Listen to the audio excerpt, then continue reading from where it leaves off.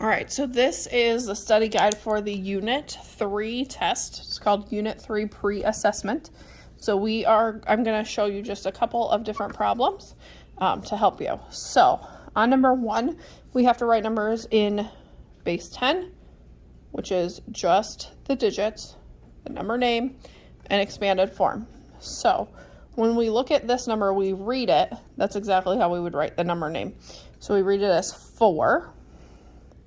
The decimal is the word and we write 37. And this is, we have tenths, hundredths. So the 7 is in the hundredths place. So we write 7 hundredths.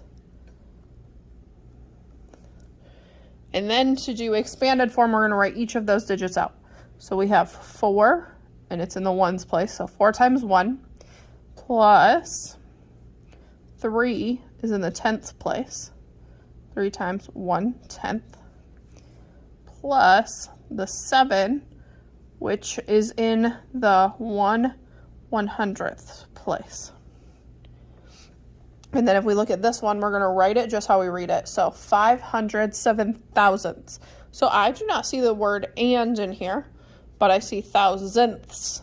So my whole number is going to be 0, then a decimal, and then 507. 507. All right, now in these problems here, we have to compare greater than, less than, or equal to. So looking at this one, I'm going to start there. I see all the same digits, but they're all in different places. So I'm going to start with the ones. The ones, they both have a 3. Then when I look at the tenths, this is the next largest place. I have a 0 here and an 8 here. 8 is larger, so this number is bigger. And you'll continue that for those problems. Ordering the numbers from on the number line. So first, when I order on the number line, I'm going to go ahead and put my half point right here. That kind of helps me. So then this one, 246 thousandths. I know that that is smaller than 1/2. So I'm going to place that here. And then 891 thousandths. I know that's bigger than 1/2. It's closer to a whole. When I grade this part on the test, I'm not grading for exact accuracy, but approximate. Then this one, 0 and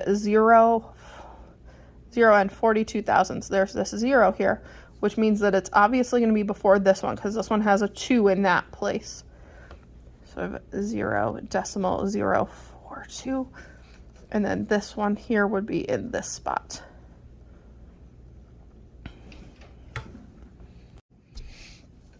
Okay. Rounding. This is going to be considered extra credit on the test. So if you can do it, great. If not, skip it because we have not covered a whole lot of rounding. We'll cover that later. All right, and then when we come down here, these are adding and subtracting problems. So I'm gonna do both of them because it's very, very, very important that we line our numbers up correctly when we add and when we subtract. So I have 4 decimal 62 hundredths plus 2 and 99 hundredths. See how I lined? The decimals are lined up, the ones are lined up, the tenths are lined up, the hundredths are lined up, then I'm going to add. And I add just like I would add any other number. My decimal comes down. 4 plus 1, 5, 6, 7. So then I'm going to write my answer over here so that when Mrs. Beckstein sees this, she's not confused. And then the subtraction one, and I'm going to do that over in this space. And again, I have to line my numbers up. So my ones have to stay right under the ones. And then, because I have nothing here, I can put a 0 as a placeholder. Then I can subtract. And then write my answer over here.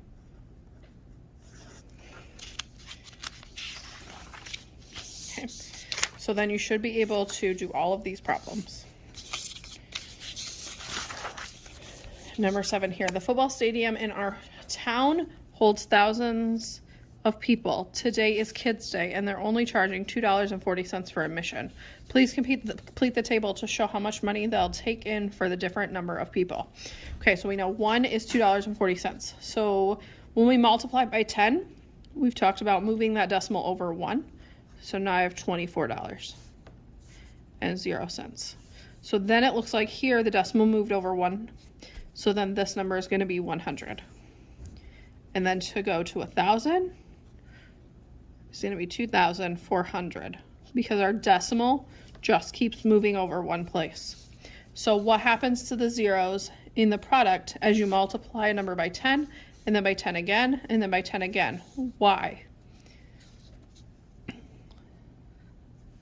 So we'll look at this and you tell me what you think is happening.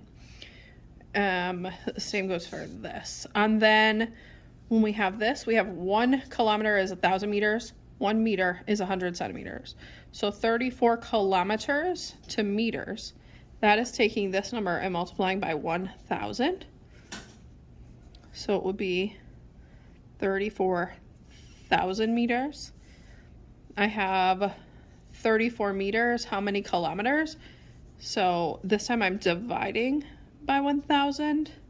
So I'm going to move my decimal 3 places backwards. 1, 2, 3. So I'm going to have 0 and 34 thousandths.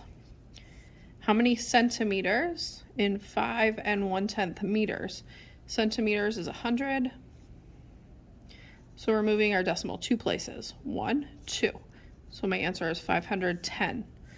Then we have how many meters is 340 centimeters. So we're going backwards 3. 1, 2, 3. So 0 and 340 centimeters.